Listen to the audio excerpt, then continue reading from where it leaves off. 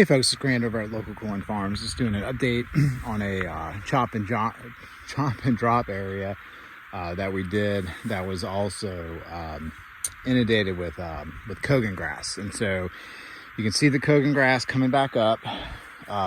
This is it right here. But the cool thing is that the cattle will graze this new growth. So the cattle are going to graze it. And so what we're trying to do at this point is just get other species of plants growing up. If it's dog fennel or if it's goldenrod, it doesn't matter. We just want other stuff growing besides the Cogon grass, because one, we want to keep it from going to seed is a major thing, and we just want to continue giving it a hard time. And so you can see how all the chop and drop is getting real dry. A lot of it's getting super brittle. We did this area over here, and then we did this area. And so what we're about to do is move the cattle in here.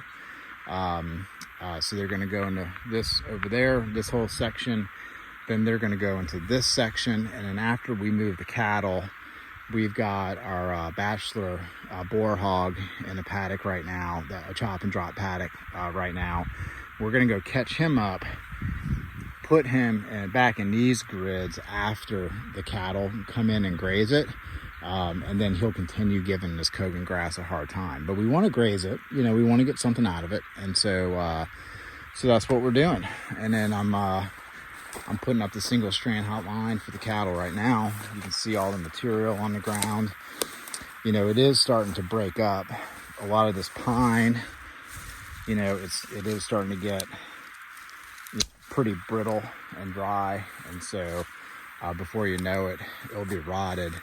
And then we will probably come back in here and pick up all the remnant stuff and, you know, pile it up into some rabbit habitat piles, or do you know, some burn piles, because I do want to start being able to drive in here with the tractor for this fall, because I want to be able to drive in here to seed this area with ryegrass seed.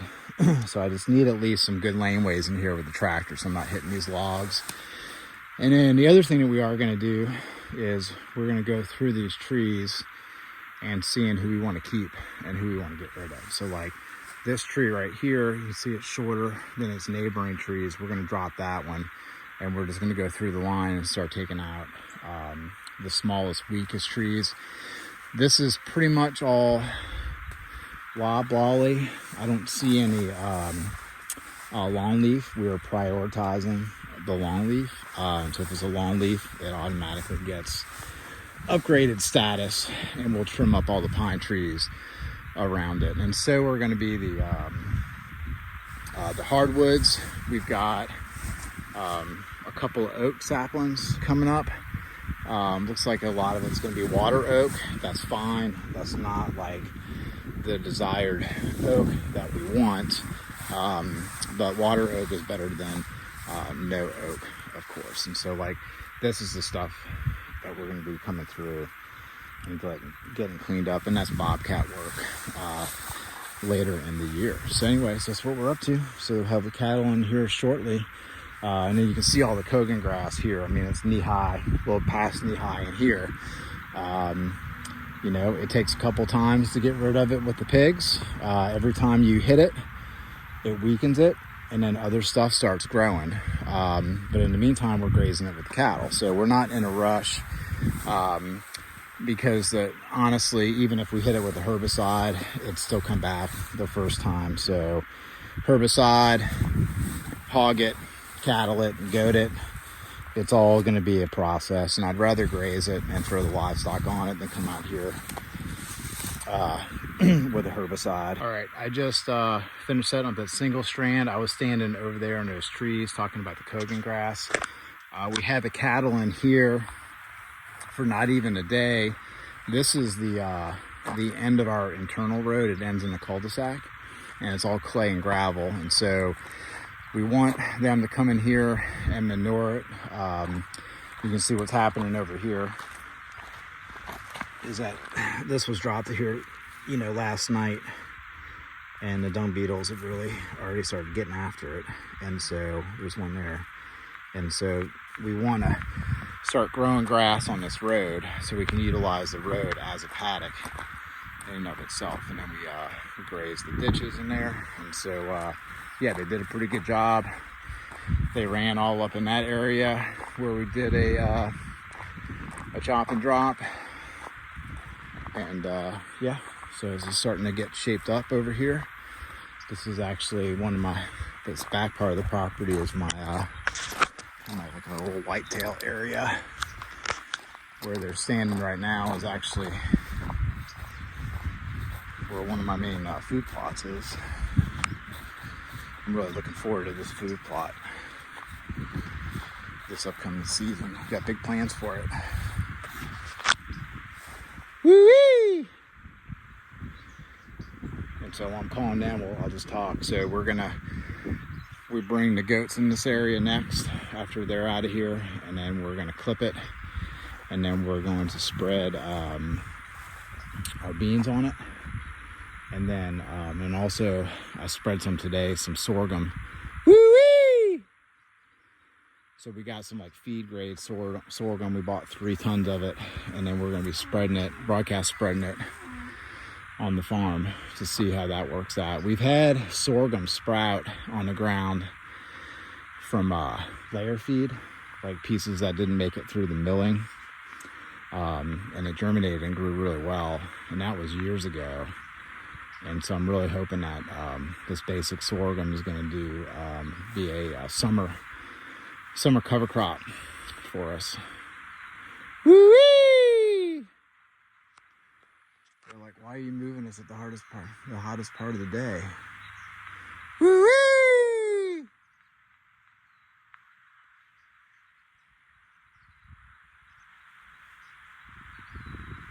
Woo-wee! I was just wondering where Creeper the donkey is, but I saw some brush move up over there. So I think he's coming. I think he's on the move. Woo-wee! I want to move him. There he is. I want to move him right now because the sugars and the grasses over here are going to be at their highest. And so I want to get them moved right now and get them to start eating. And there's nothing really left in here for them. There's a lot of stuff in here. The blackberry, Chinese tallow, and invasive, a bunch of other stuff for the goats. So a lot of the stuff in here is going to be really good goat fodder. So I don't need to graze it anymore with the cattle. Woo-wee!